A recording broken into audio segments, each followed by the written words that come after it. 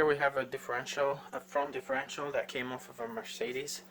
This came off of a Mercedes R-Class, but a similar design is found on other models, E-Class, C-Class, ML, GL, all the models that are 4MATIC, they will have a front differential.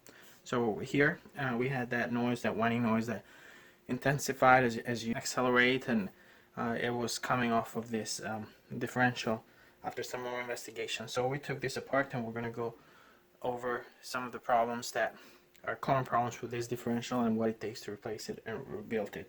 Now, if you take this your car to the dealership, most likely they're just going to put or remanufacture a differential, and shops also.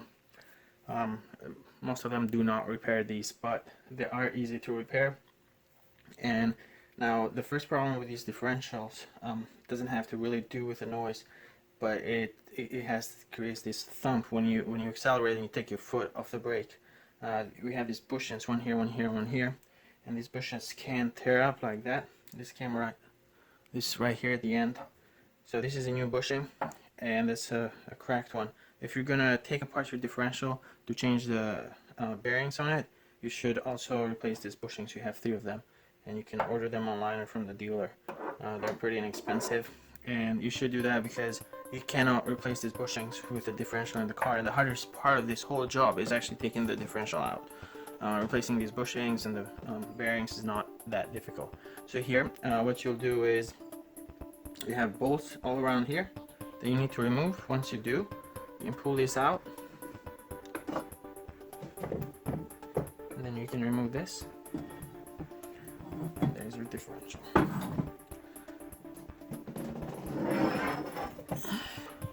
Now you can see here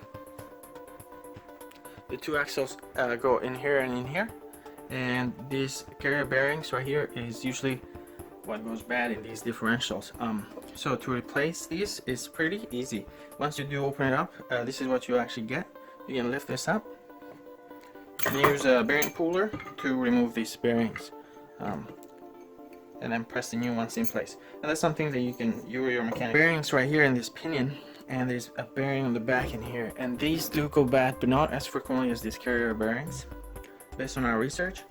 But the problem with this is that to remove it, you would need a heat source.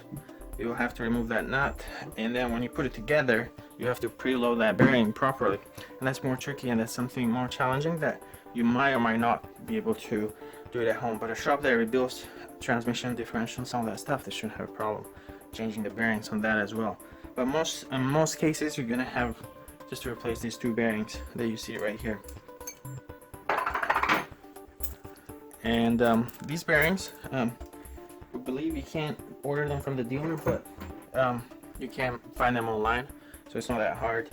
And even if you are taking off an old differential and putting a used one in, it's probably worth it to open this up and change at least those 2 bearings, and hopefully that's in good shape and it doesn't have any play, because it doesn't wear as frequently as I said earlier.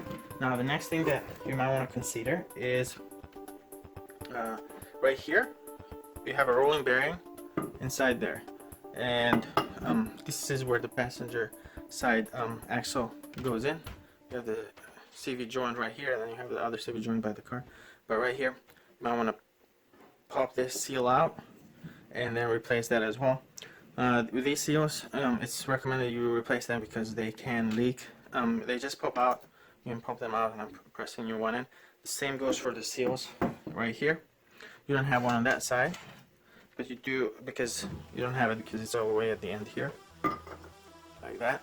But you do have one on this end, and it just you can just order this and replace it fairly easy. And the last thing is you do have a seal right here, which replacing the seal is not as difficult as replacing these bearings on this pinion right here, because to replace the seal you just can remove the nut, this pops out, and then you can don't hit this center the pinion down, because it just hopefully it will just stay preloaded just the way it is. Just change this, pop this out, put the new one in, and then put this back on, and then you have to torque these to specifications. But in most cases you won't have to. You shouldn't have to worry about this unless it's leaking. So that's all. Overall, this job will take about 2 hours to remove the differential from the car. What you can do is on the passenger side, you have to completely disconnect the CV axle. So there's a couple ways you can do it, but you have to disconnect upper lower control arm, tie rod, sway bar, and then gotta be careful with those brake lines and the wire sensors so you don't stretch them. But anyway, once you do pull the CV axle on the passenger side, you can go ahead and, which comes in here, you can pull it from out here. On the driver's side, what you can do, you can just disconnect the upper control arm, get that steering knuckle loose on the top, and then loosen up the wires for the brake, and then push it as far out as you can. That will allow you, they'll give you enough room for the CV axle to pull, and it will be right here. So instead of disconnecting or removing everything on the driver's side, you should have enough room for that to come out of the front differential. And once you do that, on the back here you have the propeller shaft. It's got these 6 bolts. You can remove that, and then you have 1, 2, it has 3 bolts, so it comes out pretty easy. You gotta be careful though. If you're doing this at home, you need to be extremely careful and secure your car properly on jack stands.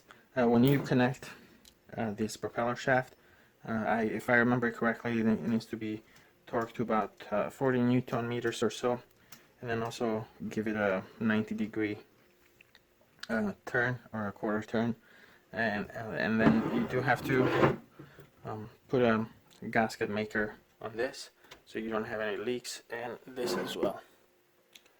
And it'll take you about 1.5 hours, 2 hours to rebuild it, and then it'll take you another couple hours to put it back on. So about 5-6 hours to remove, rebuild, and reinstall this front differential. So if you were replacing all the bearings, that cost around, in various sizes, that costs around $300, $300 to $350 or so. You can replace all of them and then have, or your mechanic can replace them, and then install this front differential. So all in all, you can do this job for about $900 to $1,000, including parts and labor. Or another option is to buy a refurbished one and install that one.